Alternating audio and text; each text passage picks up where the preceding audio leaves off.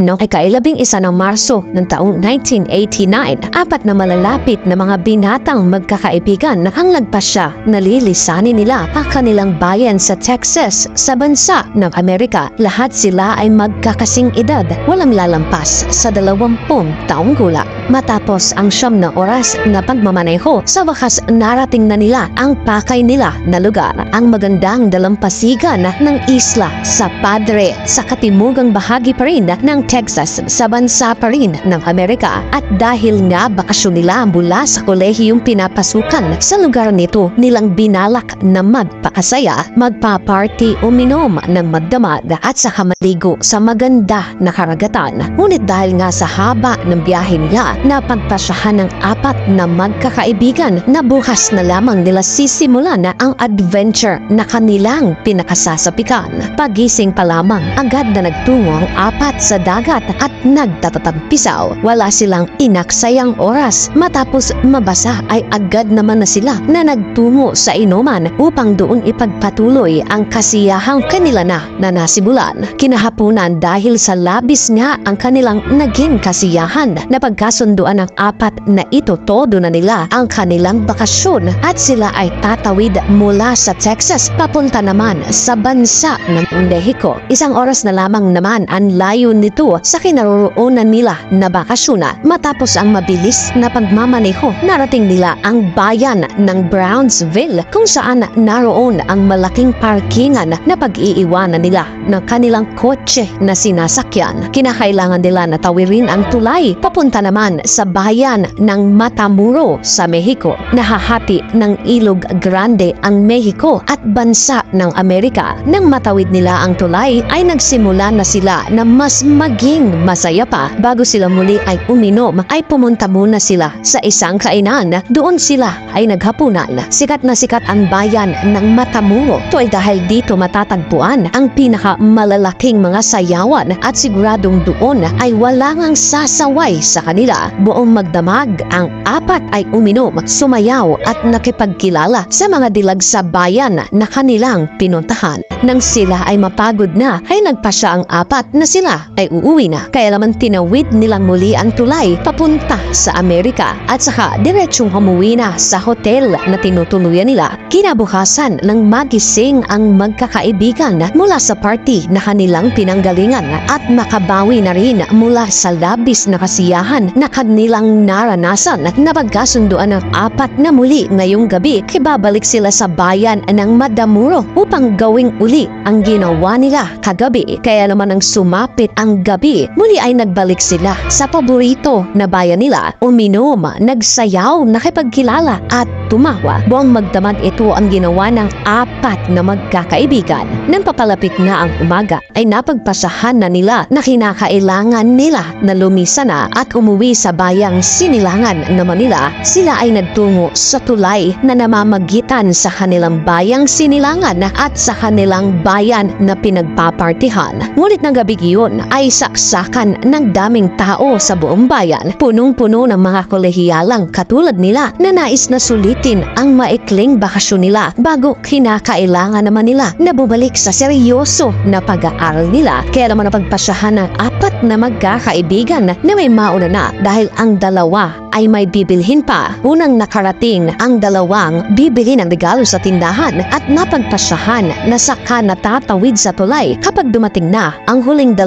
kaibigan na si Mark Kilroy at Bill Huddleston. Di naman masyadong malayo ang agwat nila sa isa't isa. Mas nahuli lang sila nang may makilalang dilag si Mark sa daan habang itong si Bill naman ay naghahanap ng maiihian. Matapos na makaraos sa isang eskinita, paglabas ni Bill ay wala na ang kaibigang si Mark sa kinatayuan niya. Wala na rin ang kausap nitong dilag na kanina ay kakwentuhan niya. Unang inakala ni Bill na baka naman nauna na si Mark sa tulay. Baka hindi na nga siya nahintay pa. Kaya naman si Bill ay dumiretso na at tumawid. Doon tinanong siya ng mga kaibigan kung nasa na ang kasama nilang si Mark. Doon niya sinabi na inakala niya na ito na ay nauna kasama ang babae na kinakausap niya. Nag-alala man, inisip ng tatlong kaibigan baka naman sinama si Mark ng dalagang kausap niya at nauna na sila sa hotel na tinutuluyan nila. Kaya ang tatlo ay sabay-sabay na umuwi na. Nang hindi nila maabutan sa kwarto si Mark, mas tumindi pa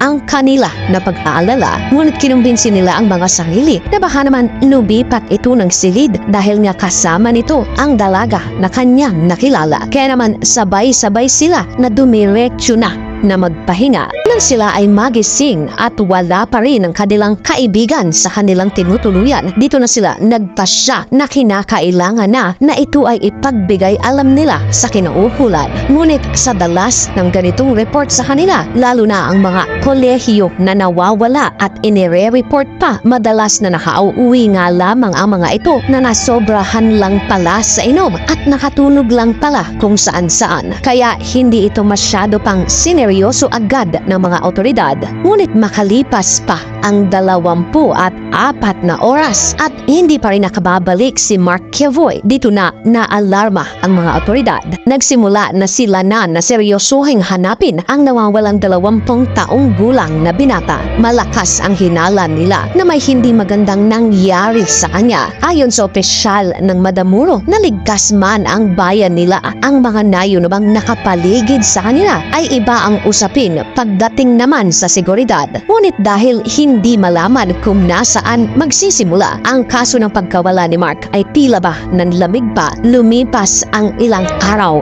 at naging 3 linggo pa na ang isang nagbebenta ng hindi legal na gamot ay pumalahaw sa isang checkpoint papunta sa bansang Amerika at nabigo. Nahuli nila ito at dinala sa ostodiya ng Amerika. Natanong dito kung napansin ba niya ang binatang ito, sabay ipinakita sa kanya ang litrato ng nawawalang si Mark. Takot man at nag-aalangan ay sumagot ang lalaki na oo, nakita ko itong si Mark at alam ko rin kung saan ito matatagpuan. Sabay turo nito sa isang gubo sa taas ng burol. Sa pagkakataong ito, kasama na ang mga Mexicanong autoridad at maging ang mga Amerikanong kapulisan. Tinungo nila ang itinuturong kubo sa kanila. Malayo pa lamang na aninag na nila ang malaking kaldero na nakapuesto sa labas ng kubo. Ilang minuto pa at malapit na nga sila. Isang nakasusulasok na hampas ng hangin ang sumalubong sa kanila. Amo ito ng nabubulok na laman nang noon ay hindi pa nila mawari na nilalang.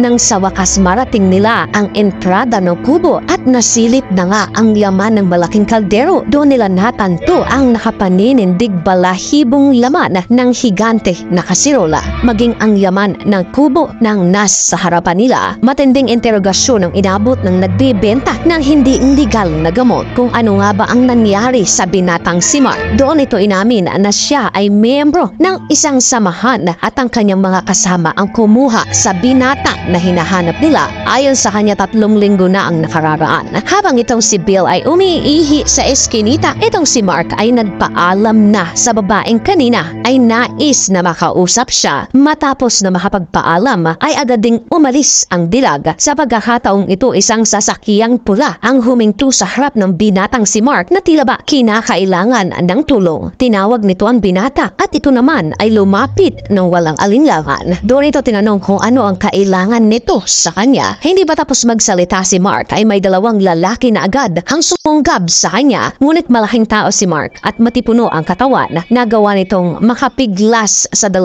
kalalakihan na pilit na humahatak sa kanya papunta sa loob ng pulang sasakyan at nagawa pa nito na tumakbo. Ngunit halos wala pang 20 talampakan ang nararating nito. Isa pang sasakyan na may nulang kalalakihan na may armas na dibala ang sumalubong naman sa kanya. Gamit ang armas nila ay nagawa nilang pasakayin sa kanilang sasakyan ang binatang si Mark. Kaya naman nang dumating muli si Bill ay wala na nga ang kanyang kaibigan. Habang lulan ng sasakyan, dinala ng mga armadong kalalakihan si Mark sa labas ng bayan ng Matamoros. Pagdating nila sa pakay na lugar ay iginapos nilang maigi si Mark. Ang kamay at paa nito ay itinaling maigi sa tinakpan ng buong mukha ng binata. Saka pumunit lamang ng kakaunti upang ito naman ay makahinga. Iniwan nila ng ganito ang kalagayan ng walang kamalay-malay na si Mark. Kinabukasan ng ito ay kanilang balikan. Kinaladkad nila si Mark papasok ng kubo. Inamin ng Sanarin na ang grupo na kanyang kinabibilangan ay grupo pala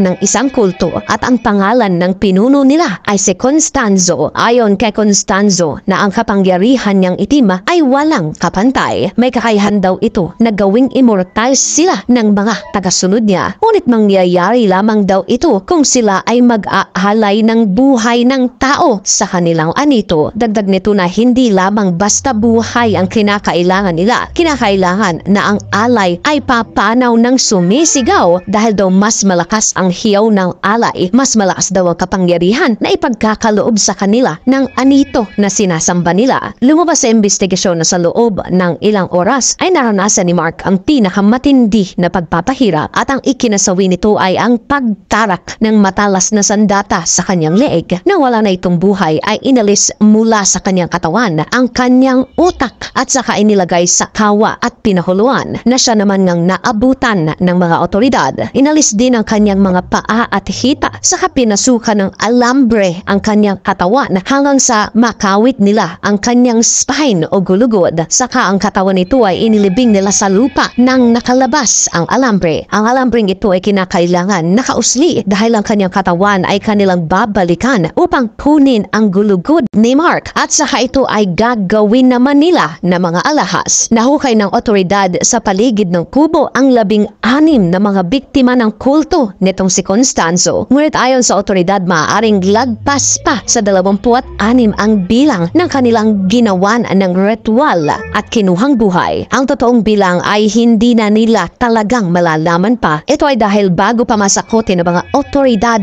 ang leader na si Constanzo ay iniutos nito sa isa sa kanyang mga tagasunod na siya ay gamitan ng sandata na debala. 5 naman sa kanyang tagasunod na may kinalaman sa ritual ng pag-aalay ang nahuli at nahatulan ng tig-6 na tao pagkakabilanggo. Hati pong mag-ingat sa lugar na hindi nyo alam na inyong pupuntahan.